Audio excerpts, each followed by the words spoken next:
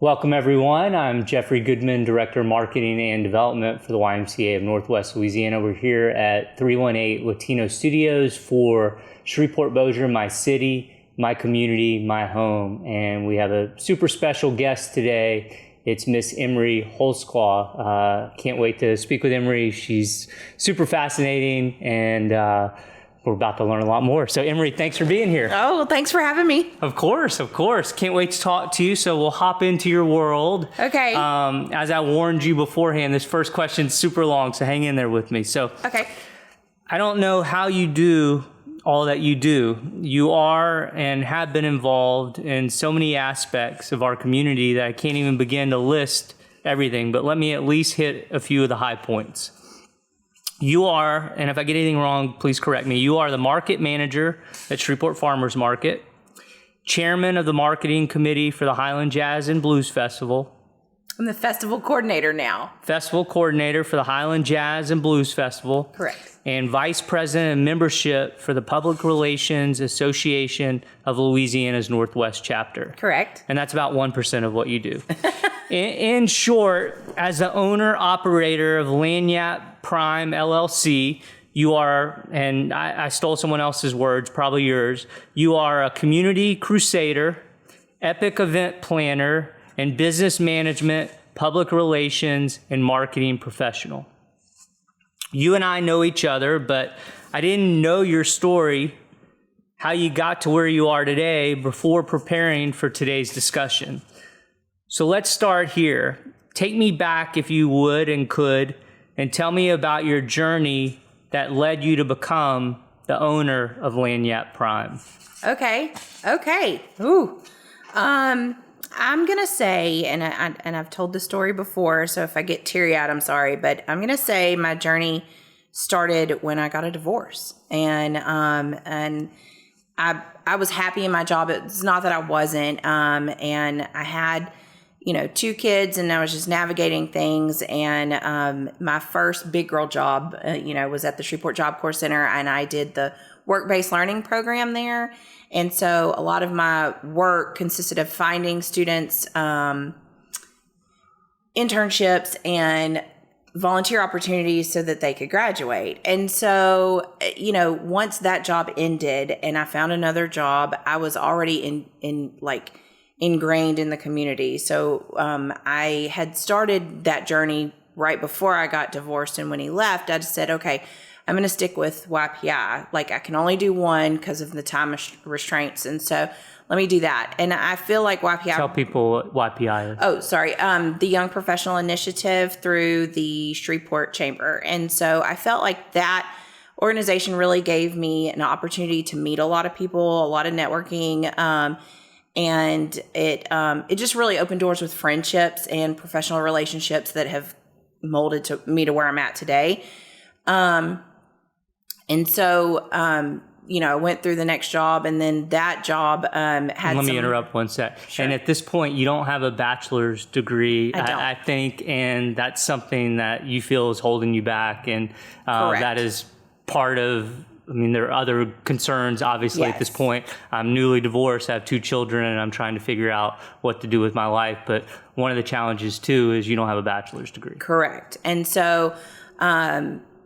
whenever me and my husband were together, I had stopped going to school after my associate's degree so that he could do school. And so he was getting his journeyman's license. And so that was 5 years. So we were going back and forth on that, And so when he left, I had just started back into my classes for my bachelor's degree.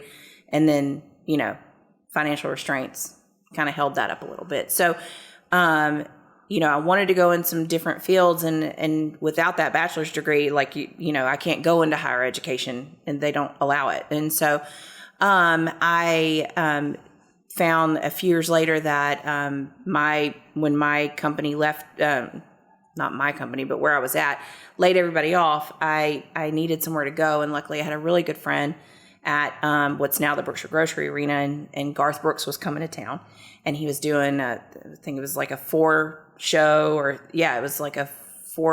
over 3 days. and they needed some help, and they were like, can you come and work temporarily till this is over? I'm like, yeah, I got to put food on the table.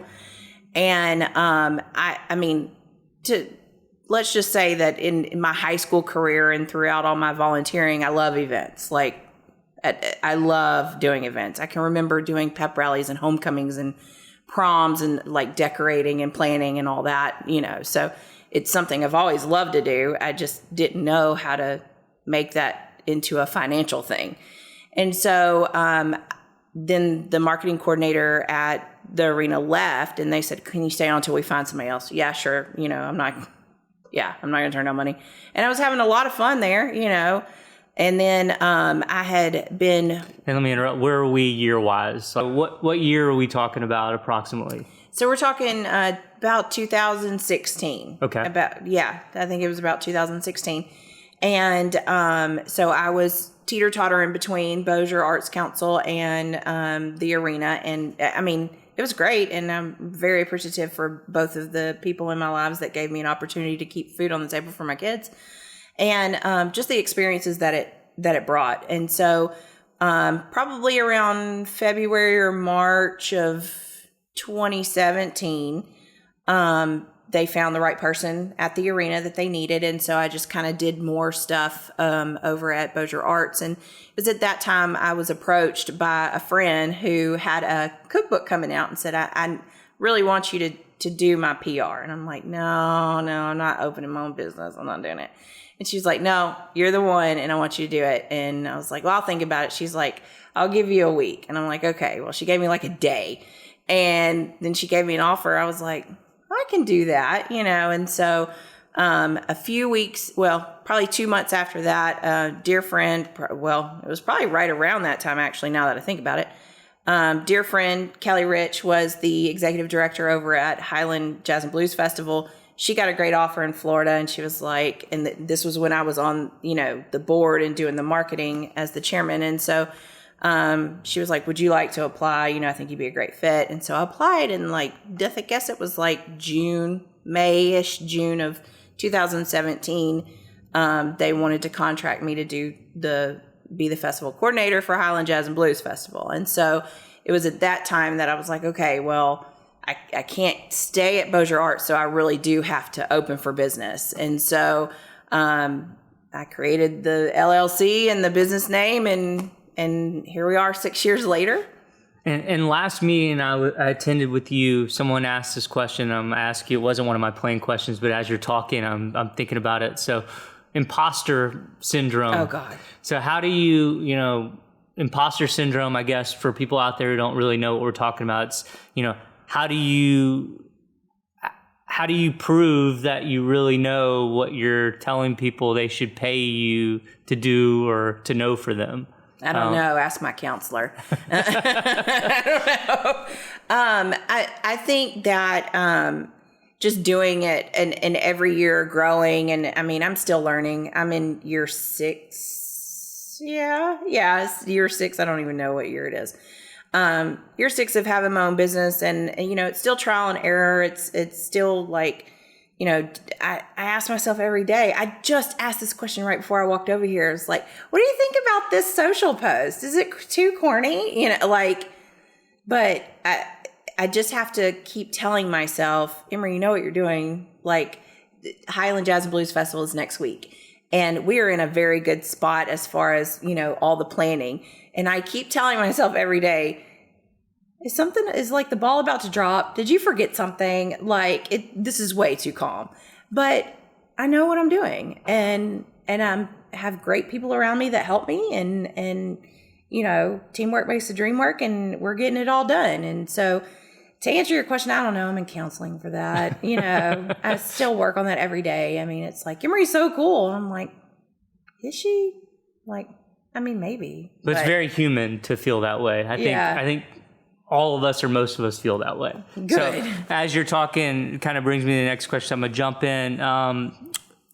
Talk to me about some of the things that for you qualify or make a great event, or make an event great.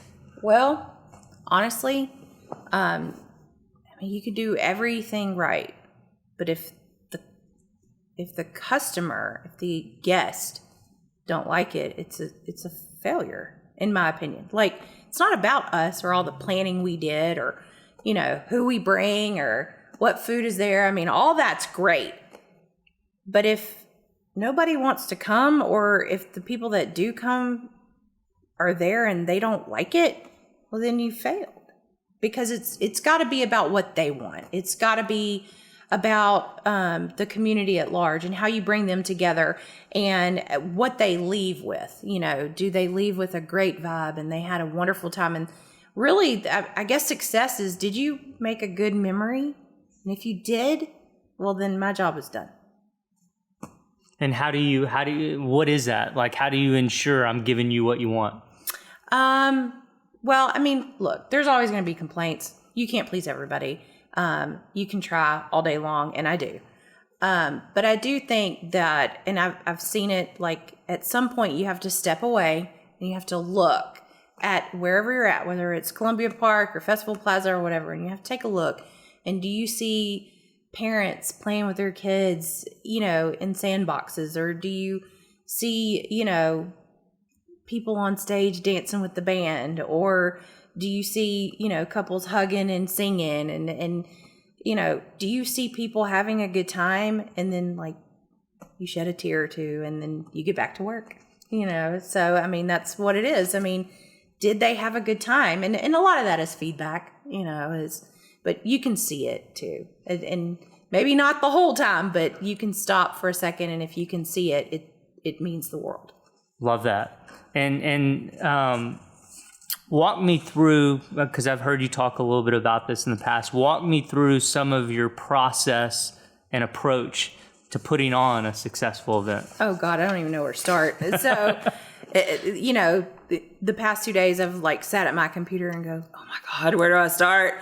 I think the concept is where you start. You know, do you have a good concept of what you want to do? Is it something? I'm really big about not reinventing the wheel. There's no reason for us to have a second Red River Revel. We have a really good one. Don't, you know, imitation is not the highest honor of flattery or what, however that goes. It's not. It's painstakingly a pain in the butt. And so, you know, start with the concept. And then for me, the next thing is the date. When do you want to do it? And then, you know, then please check a community calendar or see if something else big is going on that weekend. We are blessed to have so many things going on in Shreveport-Bossier, but sometimes there's too much. And where does one find a community calendar? Like, what do you suggest? I mean, go to the Shreveport Fun Guide, go to the SPAR calendars, go to chamber calendars. You know, you're going to have to do your due diligence. The DDA has great, you know, information. You're going to have to really work to find it, because there's not just one, and hopefully one day it'll be on my website. Who knows? You know, you know, how detrimental would it be for you to plan an arts festival in, you know, a park in the city when there's a huge arts festival going on right in downtown Shreveport? Like, first of all, you're going to, you know, deviate vendors, you're going to, you know, deviate guests, and, like, nobody wins at that point. You know, at that point, you should probably partner with the bigger one and see how you can contribute to the cause. And so I'm really big about, like, not copying things, but start with the date and then work backwards.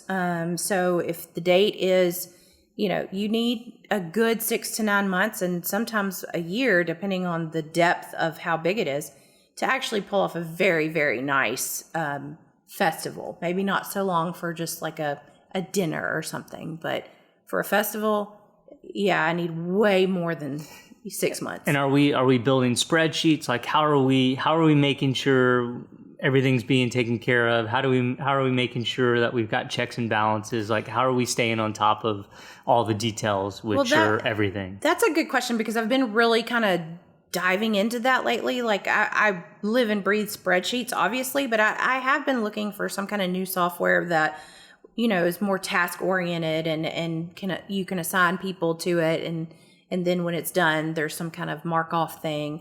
I have a great planner that everything's in, and if I ever die, somebody please take it and learn. But yeah, I mean, spreadsheets and communicating with your team, like that's huge. Yeah, I mean, it can't all be in my brain. It's got to be, everybody has to know about it. And so just working together, delegating and then like my Google Drive has like a hub, and then like this hub is for Highland Jazz and Blues. And within that hub, there's printing, there's artwork, there's operations, there's vendors that, you know, and so whichever one you've been assigned to, you know, you have access, and then that's how we roll.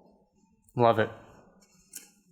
All right. So as someone who is massively involved in the community, my next two questions just focus on kind of what you see as you look around. So my first question is just, as you look around our community, talk to me about some of the things that concern you most. Well, I mean, I'd be remiss if I didn't say that the violence that we have right now is concerning. You know, I even hear it at the farmer's market. Oh, you're downtown? I don't want to go downtown. Like, it's the farmer's market downtown on a Saturday morning. What are you afraid of? And so I think that's a lot of that is perception. My perception of downtown on 7:30 a.m. on a Saturday morning is not the same as somebody else's. And so, you know, how do you change the perception? I think it started in the media. You know, I can't fix that.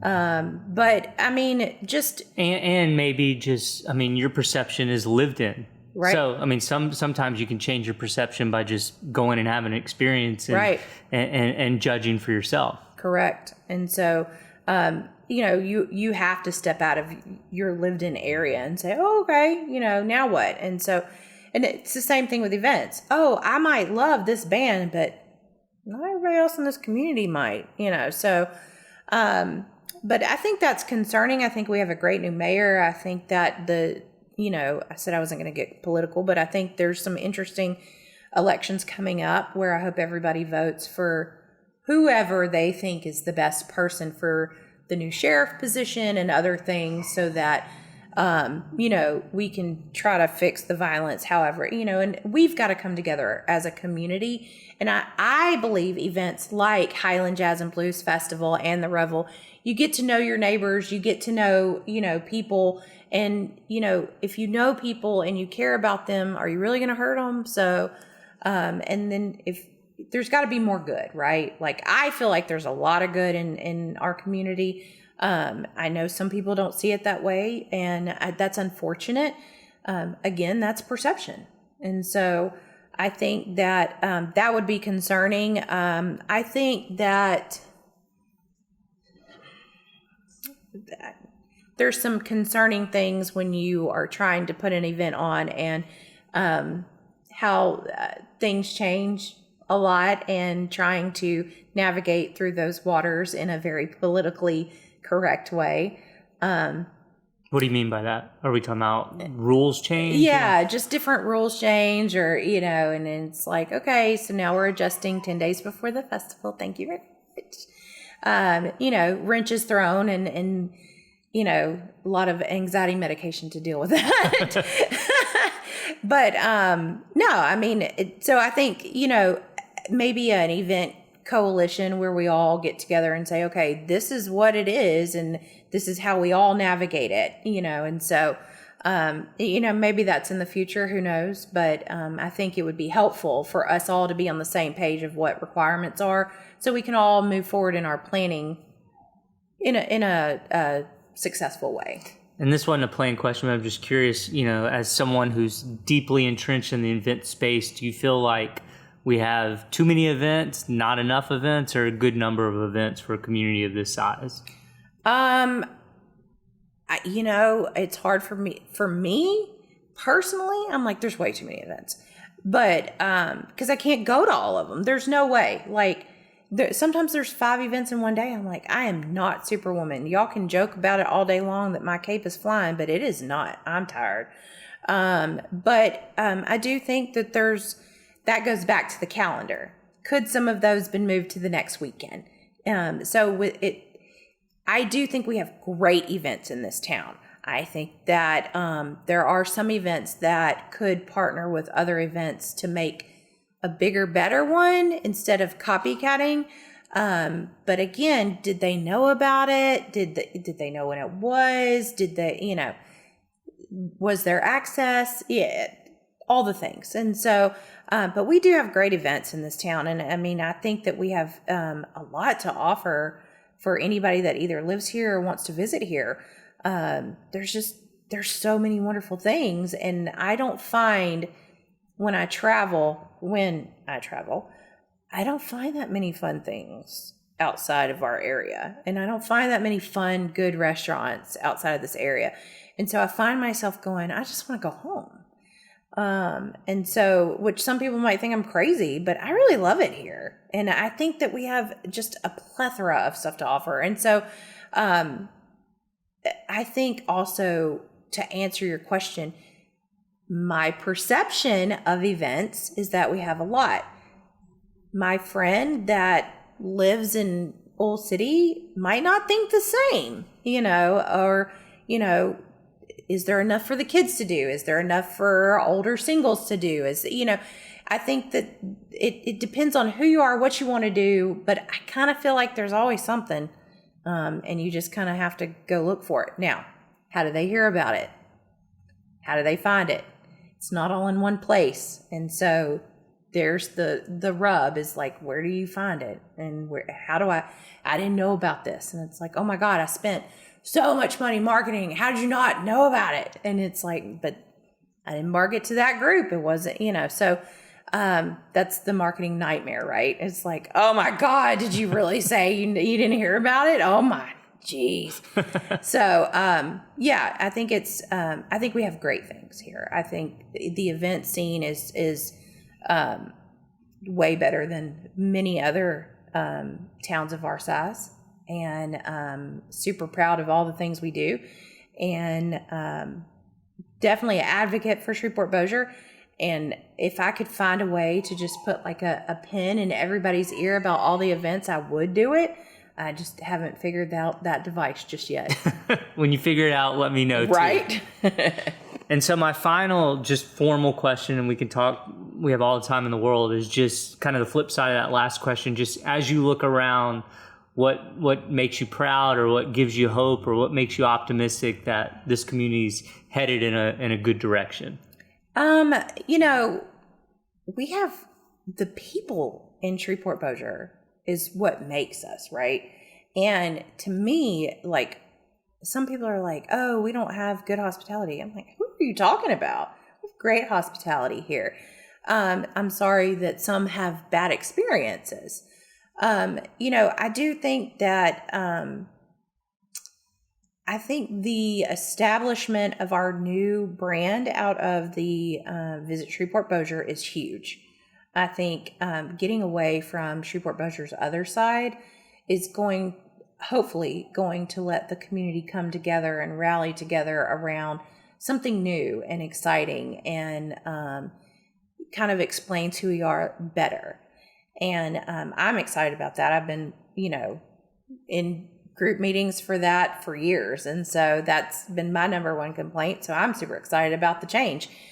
And I think that, I don't know. I mean, I love our community so much. And there's such a sense of pride when, and maybe it's just the things that I do. I don't know. I'm proud of the things that I do, but I'm proud of all the other people that I see doing great things. There was an event last week that I had nothing to do with, healers, and I heard it went absolutely fabulous. I was not there, but I've heard nothing but great things, and what a great way to celebrate our medical community.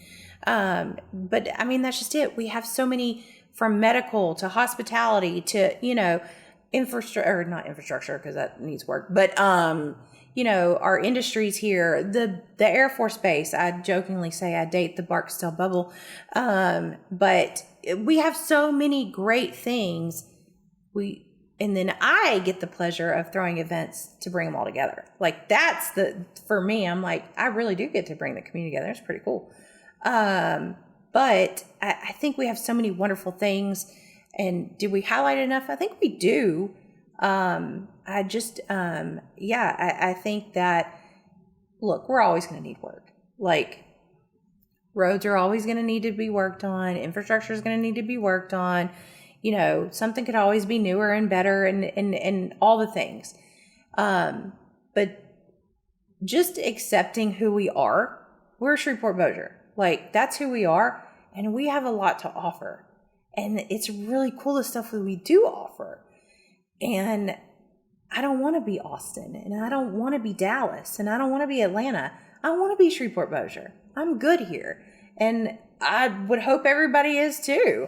And, you know, if you're not, how can we make you? You know, what can we do to make you feel better? And I do feel like there's a lot of people here that are really pushing for that. It's like, well, what can we do to get your buy-in? Because we want it. We want you here. We don't want you to leave, and we don't want you to go to the next town or whatever. You know, we want you to be here. And I just, there's nothing better in this community than the people, period. And then second to, you know, we have so many other great things to offer. Pick something. You'll find it. Is there anything else that, you know, like I said at the very beginning and said a couple times through this, I mean, I don't know anyone that does any more in this community than you do. So is there anything else that you'd like to talk about or that's important to you? Again, we have all the time in the world. If there's anything I didn't ask or anything that you'd want. I mean, I don't know. I mean, everybody's like, you do so much. I'm like, I constantly feel like I don't do enough. And that's kind of the imposter syndrome. It's like, did I really do enough? I found myself 3 times today say, I can't do that. My capacity is limited, which is new for me. No is not in my vocabulary. But it is getting very close to, you know, we're 9 days out from Highland and we're 22 days out from Revel. So my capacity is extremely limited. And so I do have to start saying no. My counselor would be so happy. But, you know, and I'm very vocal about, you know, my mental health, because if I'm not in a good mental place, my kids aren't, my friends aren't, you know, I can't contribute like I do. And so, and burnout's real, you know, and, you know, I just finished a 13-week stint of a Shreveport farmers market. It's the #1 farmers market in the state. It's huge. That's huge. Congratulations. Thank you. Much deserved. Thank you so much. We have such a great food scene there. We have, you know, Key Mexico got their start at the Shreveport Farmers Market, Bon Asian, Well Fed, all these great restaurants that we go to all the time now got their start at just a table at the Shreveport Farmers Market. And Drip was last year, and now this year, I'm proud to say that Shreveport Biscuit Company, you know, they got their start with us, and now they're opening their own brick and mortar. It's a lot of good stuff coming out of just the Shreveport Farmers Market. Ben Whalen was our guest last week, and he was singing your praises. Oh, well, thanks. Ben's funny because he likes to joke with me because I do send nasty emails when things mess up. And so he's like, oh, Auntie Emerie's out to play. But, well, I asked him what makes him optimistic about the community, and the first thing he said was when he wakes up early in the morning on Saturday, when he's not a morning person, and he gets to the farmer's market and he sees everyone else committed like he is, that makes him optimistic. And that's awesome. His whole description of what Saturday morning feels like during farmer's market season was great. Oh my gosh, that's awesome. Love Ben, and I love everything that all of the vendors are doing at the Shreveport Farmers Market. We are in the running to be #1 again this year, so go to our Facebook page and vote. It ends September 18th, and so, but we've worked really hard, and I think one of the things I'm most proud about is the food stamp program that we have at the Shreveport Farmers Market. A lot of people still haven't heard about it. We are the only Department of Agriculture approved farmers market to take food stamps. And so you have to have 51% farmers in order to do that, and we do. And so for years we took it, and when I took over, I noticed that it wasn't really being utilized. And I was like, well, this is a great benefit to our community, and especially in what most would call like a food desert in the Shreveport, downtown Shreveport area. And so so I started kind of promoting that. And then we got a partner, Louisiana Healthcare Connections, to offer a match. And so if someone comes and runs their food stamp card for $20, we gave $20 additional in tokens to shop with at the market. So that increases access to healthy items for the customer, and it also helps with more buying for the vendors. And so then last year I was on a team that advocated for some additional match dollars coming from the state. It's called Grow the Good. And so we were able to take what pot of money we had left of Louisiana Healthcare Connections and roll some of that into 2024 and do $10 from them and $10 from Grow the Good. And so we're still doing the $20 match. It's an excellent program. I didn't even know that existed. That's amazing. It is. It's such an amazing program. Even for those, moms that they're, Caddo Parish schools, all the kids get free lunch. And so most of I don't know how that works, but most or all of the parents got a food stamp card if they were, I guess, under a certain, criteria, and they could come use their cards at the market. And so just to give you kind of a perspective of it, when I started the market in 2019, about every summer there was about $400 worth of usage on SNAP cards. And so this year when we ended, there was about $7,000 of usage for the summer. And so that's a huge increase. Yeah. And so I'd like to think that we make a difference, and I'd like to think that, it impacts more than just, the lower income that has that benefit. It also impacts our vendors, and it makes us, be sought out more by better vendors. I mean, I'm getting new farmers calling all the time. How do I get in? How do I get in? And so, people are like, can you go into the fall? Can you have it year round? And I'm like, no, we can't. But we really can't. So let me say that on record is that, the Shreveport Farmers Market is a program of the Red River Revel. A lot of people don't know that either. And the Revel hires me to manage it. So, but we are at Festival Plaza, and we have not just us, but other organizations like Gumbo Gladiators and Mudbug Madness have festivals in the spring that we can't get in front of, or we could, and then we'd have to stop every other weekend or something, and then it would just be weird. And then come Labor Day weekend, we have the Labor Day Festival. It's not us, it's somebody else. And then we have Revel, like we start setting up for Revel. And then we have Brew. And so there's not any time. And just to be honest, I mean, come August, a lot of our farmers were dried out, and 40 days with no rain didn't help the crops. So, not all crops can last in Louisiana heat, and we have to have a certain amount of farmers in order to be called a farmer's market. And so as much as we would love to have the Shreveport Farmers Market into the fall or year round, it's just not feasible for us. And, the Red River Revel also does Cork, the wine festival, and then partners with Mudbug Madness for Brew. So we have other things that we do throughout the year. And but we're very good about sharing opportunities with our vendors for, not just our things, but if somebody else sends us, Highland, like, okay, guys, does anybody want to go be a vendor at Highland? So we'll send them to the vendors, and we try to make sure that they have other opportunities to sell their goods. And so it's kind of the story behind the market, just so everybody has it on record, because that is the question of the month right now.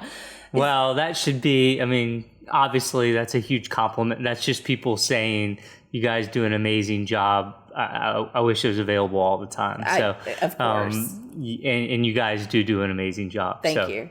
I really appreciate it. I'm very grateful to the Revel for, giving me a chance. I guess that was 2 years into business, and saying, we believe in you. We think that you can not only market, all of our 4 big programs, but we think you can manage one of them. And it's like, And so I think, that was really and I didn't even mention that. So tell me what your role is for the Revel organization as a whole. So we didn't even talk about that. And you're wearing a Red River Revel shirt. So I am. I feel like, and Logan has been one of our previous guests. Yes. So I would be remiss if I didn't at least talk about the Revel for a second. Sure. The previous leadership there hired me initially to be their marketing person. And within like 2 weeks, the person that was going to take over the farmer's market broke her leg or her ankle. And they were like, okay, Emerie, do you think you could do both? And I'm like, sure, why not? Again, no is not in my vocabulary.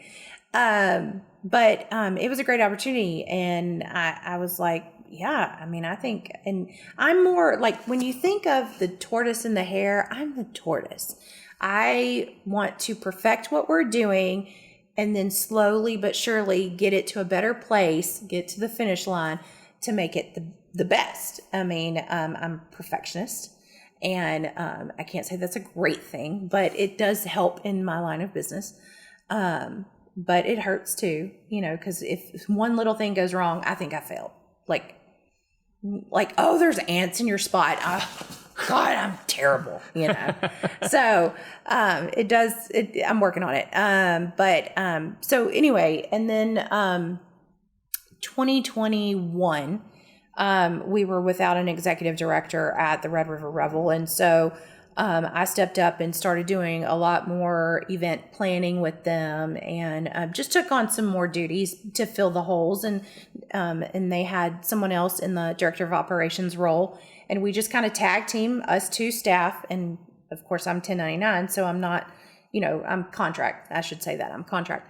And with all their volunteers, and I will say the Revel has a very great core of like volunteers that have been around for a long time and that were willing to roll up their sleeves and help us put on a festival in 2021 right after COVID. And, we pulled it off, and that was great. But it could always be better. And it did need someone at the helm. And, I was standing there with Logan. He was a friend of mine. And we were watching, like, I had leaned on Logan's music expertise during 2021, be like, what do you think about this? What do you think about this? Do you think we should book this? And, he's just like, oh my God, I'm tired of Emerie calling. But he was very, very gracious with his time. And so we were standing there watching Samantha Fish on a Thursday night at the Revel.